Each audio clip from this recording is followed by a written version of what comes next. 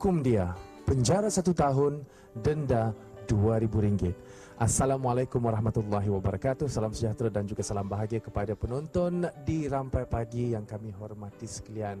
Di belakang saya ini ada satu lukisan yang menjelaskan tentang kepentingan kita memelihara binatang yang dilindungi di negara kita, negara Brunei Darussalam.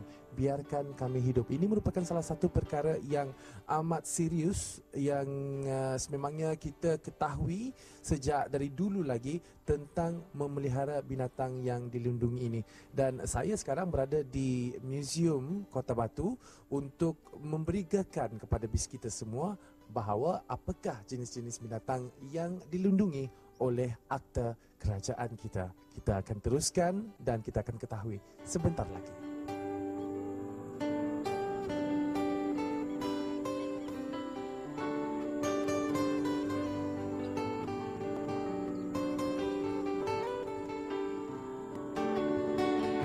Auda, Kerajaan ke bawah Duli Yang Maha Mulia Paduka Seri Baginda Sultan dan Yang di-Pertuan Negara Brunei Darussalam memandang serius untuk memelihara dan juga melindungi binatang liar yang terdapat di negara Brunei Darussalam. Ada satu akta yang berkaitan tentang melindungi binatang liar ini, iaitu Akta Perlindungan Binatang Liar bagi tahun 1978 dan pindaannya dibuat pada tahun 1984. Akta Perlindungan Binatang Liar telah diluluskan pada tahun 1978 oleh Kerajaan ke bawah Duli Yang Maha Mulia Paduka Seri Baginda Sultan dan Yang di-Pertuan Negara Brunei Darussalam dengan melantik pengarah Museum-Museum Brunei sebagai Ketua Mergastua dan juga Curator bagi ilmu kejadian sebagai Timbalan Ketua Mergastua dan yang bertanggungjawab untuk mentadbir dan melaksanakan penguatkuasaan akta tersebut. Sejauh ini sebanyak 34 spesies binatang liar negara ini telah dimasukkan dalam akta tersebut, iaitu 23 spesies burung, 7 spesies mamalia dan juga 4 spesies reptilia. Dan binatang liar ini terdiri daripada pelbagai spesies-spesies yang unik, nadir dan yang terancam serta majoritinya hanya dapat hidup kekal pada habitat semula jadinya. Oleh itu, adalah wajar bagi semua pihak untuk sama-sama melindungi dan memastikan sumber alam semula jadi berharga ini tidak pupus di negara kita. Dan tidak seorang pun dibenarkan untuk memburu, membunuh, menangkap, mengutip, mengganggu ataupun memiliki sarang telur trofi sebagai tanduk, kepala, gigi, gading, tulang, kuku, bulu, kulit atau mana-mana bahagian badan seperti daging atau sarang binatang liar yang dilindungi. Dan harus diketahui Auda, sesiapa yang melanggar akta tersebut dikenakan hukuman penjara selama 1 tahun dan denda dikenakan sebanyak RM2,000. Seperti Auda ketahui, Akta Perlindungan Binatang Liar ini adalah atas satu pegangan ataupun satu panduan kepada bis kita semua yang diluluskan pada tahun 1978 dan pindaannya dilakukan pada tahun 1984. Seperti yang saya berikan tadi, ada 7 jenis spesies mamalia yang dilindungi dan salah satu spesies mamalia yang dilindungi di negara kita ialah spesies bangkatan ataupun orang Belanda.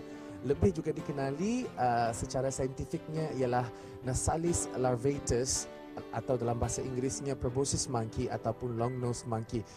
Ia mempunyai hidung yang ketara menonjol dan bulu lapisan badan meliputi pelbagai warna dan kuning kekelabuan yang pudar hingga coklat keperang-perangan dan pahanya berwarna kekelabuan. Bagi ekologi dan juga habitat bagi bangkatan ataupun orang Belanda ini aktif seawal pagi dan lewat petang. Tempat tidur lazimnya di tepi-tepi sungai dan berkehidupan di atas pokok dan sesekali di dalam air menjadikannya pemanjat dan juga perenang yang hebat sekali.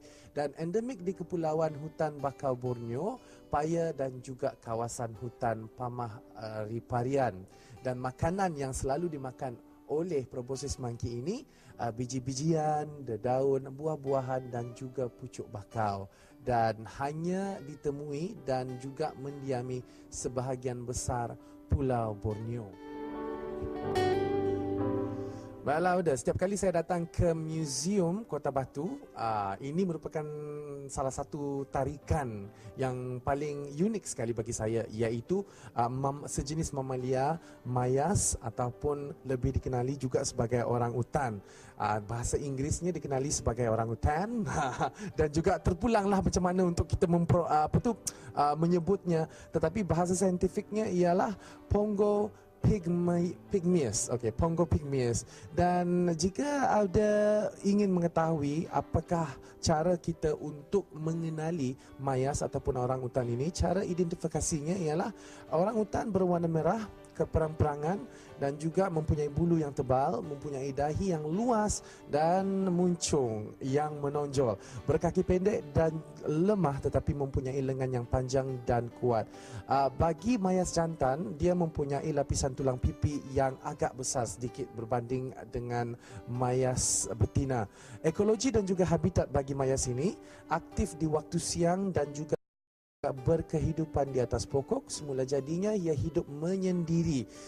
Hanya boleh ditemui di hutan tebal meliputi tanah paya rendah hingga ke kawasan pergunungan. Makanan bagi mayas ini kebanyakannya memakan buah-buahan dan vegetasi dedaun, kulit kayu, pucuk bunga dan sesekali memakan serangga dan juga telur. Dan mayas ini hanya diketahui menghuni Kepulauan Borneo, kecuali kawasan Tenggara Pulau.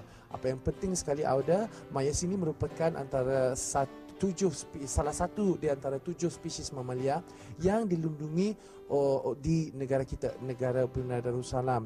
Dan seperti yang Auda ketahui, mayas ini juga mempunyai tarikannya tersendiri. Antaranya ialah salah satu daripadanya, ia dapat lagi meningkatkan lagi tahap ekopelancongan di negara kita, negara Brunei Darussalam.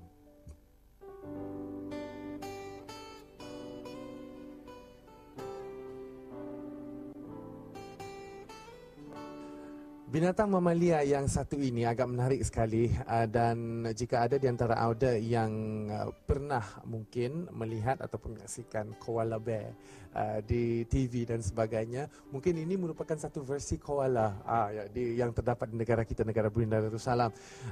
Ukang ataupun rengkang lebih dikenali dalam bahasa Inggerisnya sebagai Slorosis dan juga dalam bahasa saintifiknya Nithisbus, okey, kukang sebenarnya. Warnanya yang lazim meliputi coklat kelabu, pudar ke coklat kemerahan, biasanya mempunyai lingkaran berwarna kehitaman di matanya dan bulunya lembut dan juga lebat. Kehilauan mata berwarna kemerahan jelas terpancar apabila di waktu malam.